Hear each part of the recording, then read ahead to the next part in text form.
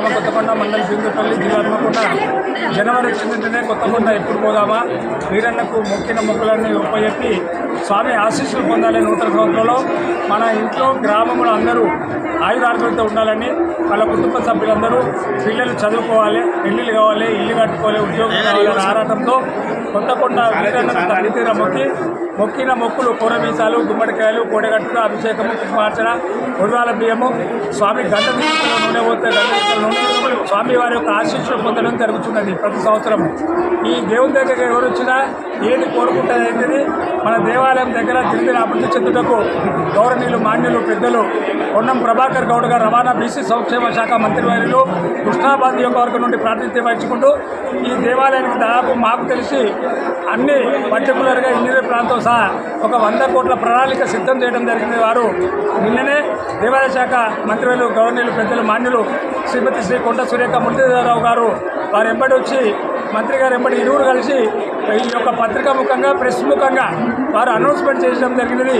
ఈ దేవాలయం మళ్లీ చేతుల వరకు భక్తులు కన్విందుగా ఆహ్లాదకరంగా తీర్చిదిద్దుతారని అందరూ ఆశాభావం వ్యక్తపరచడం జరుగుతున్నది. వారు పొన్నం ప్రభాకర్ గౌడ్ గారు నక్షత్ర దీక్ష మాల వేసుకొని దాదాపు 50 లక్షలు పెట్టి వాళ్ళ నాన్నగారు కృషి పొన్నం సత్య గౌడ్ జ్ఞాపకార్థము ధ్యాన మండపాన్ని బ్యాక్ సైడ్ నిర్మించడం జరిగినది. తర్వాత త్రిశూలాన్ని కూడా 18 లక్షలతో సొంత నిధులతో వారు నిర్మాణం చేయడం జరిగినది.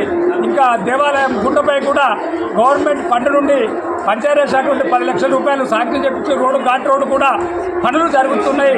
ఇంకా దినదిన అభివృద్ధి జరుగుతుందని అందరూ ఆశాభావం వ్యక్తం చేయడం. భక్తులు కూడా ముందటి కంటే 10 లక్షల మంది వచ్చారు.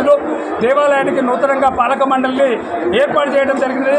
పాలక మండలి సభ్యులంతా ధర్మకర్తలు, చైర్మన్గా అశోక్ ముఖర్జీ గారు, ఈ యొక్క ఈవో గారు, కార్యనిర్వాహకులు పి కిషన్ రావు గారు, మరి అన్ని దేవాదాయ శాఖ అన్ని శాఖల నుండి కోఆర్డినేట్ చేసుకుంటూ సమన్వయంతో భక్తులకు ఇబ్బంది లేకుండా కాచిపేట ఏసీపీ గారు, ప్రస్తుత సర్కిల్ ఇన్స్పెక్టరు, ముల్కను సబ్ ఇన్స్పెక్టర్ గారు, అన్ని శాఖల ఉన్నతాధికారులు, సిబ్బంది, మున్సిపాలిటీ వాళ్ళు, పారిశుద్ధ్య కార్మికులు ప్రతి ఒక్కరు భగవంతుని యొక్క జాతర మన ఇంటి జాతర అనుకుని అందరూ విశేష కృషి చేయడం జరుగుతుంది.